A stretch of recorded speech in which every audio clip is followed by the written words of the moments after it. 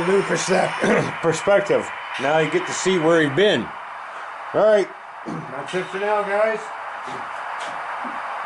More camera testing. We'll upload this video and we'll see how it turns out.